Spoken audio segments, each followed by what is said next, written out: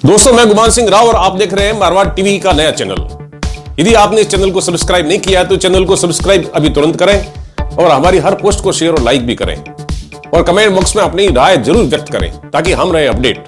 पेश है आज की कुछ खास खबरें। और आप सब जितने भी ग्राम है, जितनी भी पंचायतें हैं, जितने भी गांव हैं, वहां से जो भी कांग्रेस पार्टी के सभी जाति धर्म वर्ग के मजबूत और वरिष्ठ साथी है, वो आप लोग यहां आए हुए और इस क्षेत्र के भी सभी मजबूत और वरिष्ठ साथी हमारे बीच में बैठे। साथियों, कांग्रेस पार्टी ने जब भी टिकटें दी होगी पिछली बार भी, तो इस क्षेत्र से जो चुनाव जीत के गए होंगे वो या तो कांग्रेस के बहुत बड़े वरिष्ठ नेता होंगे और उन्होंने देश और इस क्षेत्र की सेवा की होगी, और या फिर परिणाम नहीं भी आया तो ऐसे उम्मीदवार हमारे बीच में भेजे जो गांव में रखे जमीन पर कांग्रेस पार्टी का काम करते थे लोगों के बीच में। उन लोगों को हमेशा कांग्रेस पार्टी ने उतारा है। कोई भी ऐसा इस प्रकार का उम्मीदवार नहीं उतारा जो सीधा लाया और आपको पहचान कराने के लिए पहले दिन सोचना पड़े कि कौन सा उम्मीदवार है, ये कहां से लाया। कोई भी उम्मीदवार आप पिछला देख लो, बूटा सिंह जी से लेके और तब तक आज तक, या तो बहुत बड़ा नाम था उसका देश में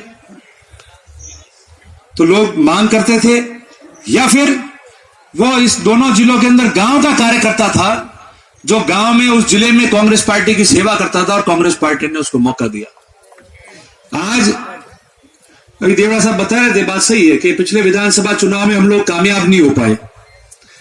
दोनों जिलों के अंदर लगभग हमारे चुनाव चिन्ह पर एक ही सीट पर हमको विजय हासिल हुई और एक सीट हमारे ही साथी थे जिन्होंने निर्दलीय चुनाव लड़ा और आज पार्टी के साथ है, वो जीतने में कामयाब हुए, मगर चिन्ह पे तो 7 लोग हारे।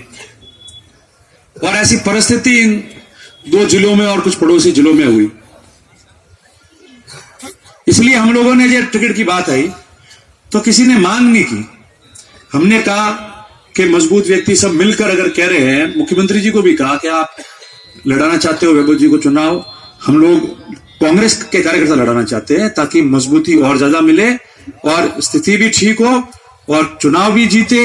ये 10 साल से जो इन लोगों ने किया है इनसे मुक्ति मिले, मगर उन्होंने निर्णय कांग्रेस आलाकमान पे छोड़ा और कांग्रेस पार्टी के आलाकमान ने और उन्होंने तय किया कि भाई हम लोग यहां से जहां वहां से भी मांग थी, कहीं और जगह से मांग थी, मगर उस गृह क्षेत्र में खुद के वहां चुनाव लड़ेंगे। और कांग्रेस पार्टी के कार्यकर्ताओं की आवाज थी।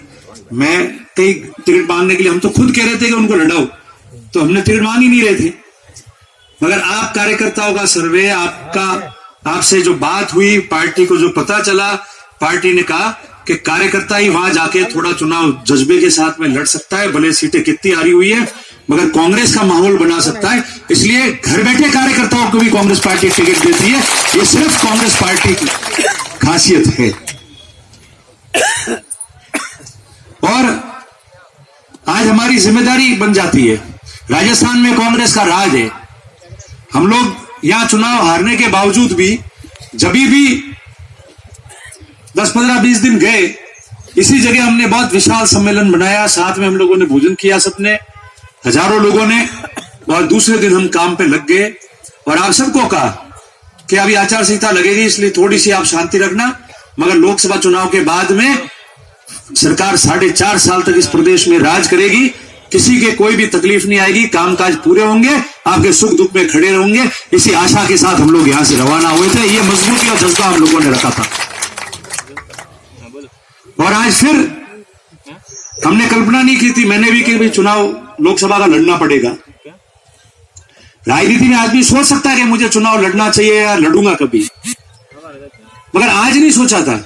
आज हम सोच रहे थे कि कैसे मजबूती से हम इस वर्तमान हमारे सांसद महोदय उनको हरावे और 10 साल की परेशानियों से हम दूर हो। हमारी भी सोच वो थी, इसलिए कल्पना ही नहीं था कि चुनाव लड़ना पड़ेगा। मगर ये चुनावी परिणाम ऊपर वाले के हाथ में, मत देना जनता के हाथ में, मत का समर्थन मांगना और उनका दिल जीतने की कोशिश करना वो हमारे हाथ में है। मगर मैं आपको बताना चाहता हूं कि ये मौका मिला है तो वो का इसलिए मिला है कि कांग्रेस के कार्यकर्ता, कांग्रेस के हमारे नेता और सभी लोग मिलकर एकजुट होकर चुनाव लड़े, ताकि वातावरण भी बहुत अच्छा बने, अच्छा परिणाम आवे, और 4.5 साल राजस्थान में कांग्रेस की सरकार है, हम सब लोगों की सेवा करें, इसे करना चाहिए। पहले सारे लोगों ने कहा कि चूक हो गई, पहले ये बात सही है, थोड़ी बहुत गलतियां हमारी भी रही होगी कि भाई जीत गए हैं, हम ढिलाई रख दी होगी, वोट के दिन वोट को पकड़ा नहीं होगा, और हम लोगों को जब तक वो मीटिंग अपन ने नहीं की और ऐसा नहीं लगा कि काम कागज आ रहे हैं और काम करने के लिए लोगों के टेलीफोन कर रहे, तब तक सारे लोग सदमे में थे कि होगा क्या, और यही पछतावा कर रहे थे कि 1000-1500 वोटों की मेहनत कर दी होती तो क्या होता। और गांव के अंदर ही बैठा हुआ हमारा आदमी पछता रहा था कि मैंने इसका वोट नहीं डलाया, मैंने नहीं डाला, या मैंने गड़बड़ की। वो आत्मा में सबके पता है कि क्या हुआ था, मगर वो बात छूट गई। ये ईश्वर अभी ऐसा मौका कभी नहीं देता कि वापस 100 दिन के अंदर आपको मौका मिल जाए कि वापस एक बार में वोट दिला के और अपनी जो है गलतियां दूर करूं, कमजोरी दूर करूं, ढिलाई की है उसको दूर करूं, और एक बार मजबूती पे ना। हमें तो देखो राज है तो पगो में तो कोई नहीं बैठा हुआ, तो वही तैयार है, खाली उन्हें लोगों को करे लावना है। फर्क पड़ता है उसका, अपना एक फर्क पड़ता है। और हमको, मैंने पहले ही कहा था विधानसभा चुनाव में, कहा आज भी कह रहा हूं कि जो साथी साथ नहीं थे और जिन्होंने ये वोट नहीं दिया, या मान लो जो अपने अपने लोगों के साथ में थे, उनके पास वापस एक मौका आया है कि विधानसभा में एक वोट वहां दिया तो एक वोट अभी लोकसभा में वापस यहां दे सकते, ताकि कमी दूर हो जावे। ये मौका भी उन लोगों के लिए है। तो कांग्रेस पार्टी के दरवाजे आप सबके लिए खुले हैं। आपके गांव के अंदर जाके भी आप ये बात कर सकते हो। तो ठहर जाओ भैया यार, हाँ बारोल जी ना, बाकी वो कोई कह के नहीं, पहला हाथ नहीं तो हमें राज आया तो कल आवे, वो उसका वोट देने का अधिकार है। कब किसको देता है वो तय करता है। और उसको अगर आज कांग्रेस पार्टी को वोट देना है, मेरे को वोट देना है, तो उसका आपको स्वागत करना चाहिए और उसका वोट लेना चाहिए और 4.5 साल राज में काम कराना चाहिए। ये जिम्मेदारी और जवाबदारी आप लोगों की होगी। आज क्या स्थिति बनी हुई है, अभी काफी बातें आपको देवड़ा साहब ने बताई। 10 साल एक बहुत बड़ी बात होती है कि 10 साल एक क्षेत्र से 2 बार एक ही व्यक्ति को आप, भले वो कोई लहर आई हो, कुछ भी हो, मगर जीत गए, जीत होती है। 10 साल मौका दिया सांसद बनने का, और 10 साल जो सांसद रहता है वो विकास की कोई कमी अपने एरिया में नहीं छोड़ता। वो आम आदमी में लोकप्रिय भी होता है। समीकरणों से और हवा से चुनाव जीतना लोकप्रियता नहीं होती।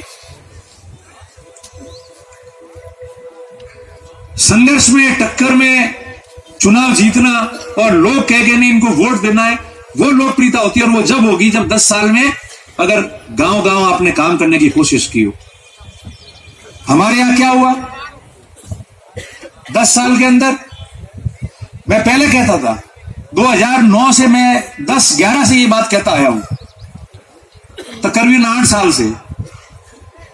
और जो लोग नहीं मानते थे, जो मेरे को टोकते थे कि साहब आप गलत बोल रहे हो, वो आज मेरे को कह रहे हैं लोग, भले वो कांग्रेस के लोग हो, गांव का साधारण व्यक्ति हो, या भारतीय जनता पार्टी का कोई नेता हो, व्यक्ति हो, वो कहता है कि आप ठीक कहते थे कि इन्होंने जो है 8 साल में ऐसी व्यवस्था बिगाड़ दी कि घर में भी झगड़े पड़ गए और बाहर वाले भी नाराज हो गए। ये 10 साल के अंदर सांसद मोदी ने काम किया। ये मैं नहीं कह रहा, इनके लोग कह रहे। आपने विकास नहीं कराया। मैंने हमेशा ये बात कही, कई लोग सांसद महोदय को लेकर भी जातिवाद की बात करते हैं। मैंने हमेशा पहले कहा, आज भी कहा, किसी जाति का व्यक्ति जनप्रतिनिधि है और वह उसके जाति के शिक्षा के लिए, आर्थिक स्थिति को मजबूत करने के लिए, विकसित करने के लिए काम करता है, तो उसका अधिकार बनता है, क्योंकि वो उस जाति से आता है, उसको करना चाहिए काम। ये गलत बात नहीं है, हम धारणा गलत कर देते हैं।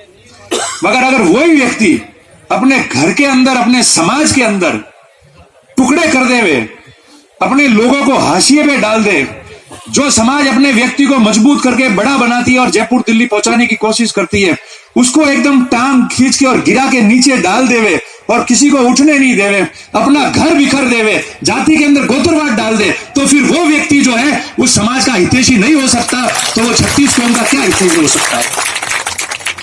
आज किसके बीच में हो रही है? आज यह लड़ाई सांसद महोदय 36 कौम के बीच में हो रही है। क्यों स्थिति आई है? इसलिए आई कि लोगों ने कहा आपने आपके समाज को ही तोड़ दिया, समाज को गोत्र में बांट दिया, समाज के व्यक्तियों को छीन बीन कर दिया राजनीतिक स्थिति में और दूसरी स्थितियों में, तो हमारा तो आप क्या करोगे? और ऐसी कौन कौन सी समाज नहीं है मुझे बताओ जो प्रताड़ित नहीं हुई इनके व्यवहार से? मैं उन समाजों का नाम नहीं लेता, मगर वो सब जानते हैं अलग अलग 3-4 जाति वर्ग है।